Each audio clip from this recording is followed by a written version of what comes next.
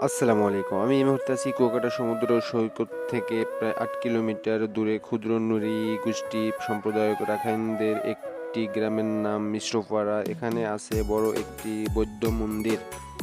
পর্যটকদের কাছে কুয়াকাটা বেশ জনপ্রিয় একটি স্থান। এখানে ভ্রমণ পিপাসুদের উপভোগের জন্য আছে অনেক কিছুই।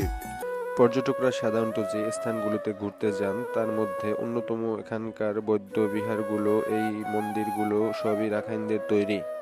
কুয়াকাটার প্রাচীন কুয়ার সামনেই সীমাবদ্ধ মন্দির। কাঠের তৈরি এই মন্দির কয়েক বছর আগে ভেঙে দালান তৈরি করা হয়েছে। তবে মন্দিরের মধ্যে এখনও আছে প্রায় ৩৭ মণ ওজনের প্রাচীন অষ্টধাতুর তৈরি বুদ্ধ মূর্তি।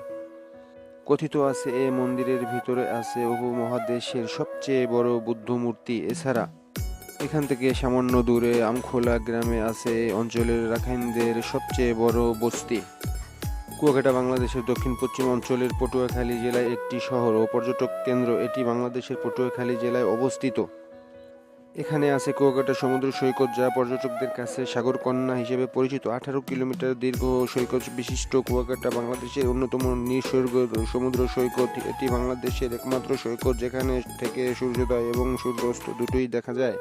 কুয়াকাটা নামের পেছনে রয়েছে আরাকানদের এদেশে আগমনের সাথে জড়িত ইতিহাস। কুয়া শব্দটি এসেছে কূপ থেকে। ধারণা করা হয় ১৮ শতকে মুঘল শাসকদের দ্বারা বার্মা থেকে বিতাড়িত হয়ে আরাকানরা এই অঞ্চলে এসে বসবাস শুরু করে।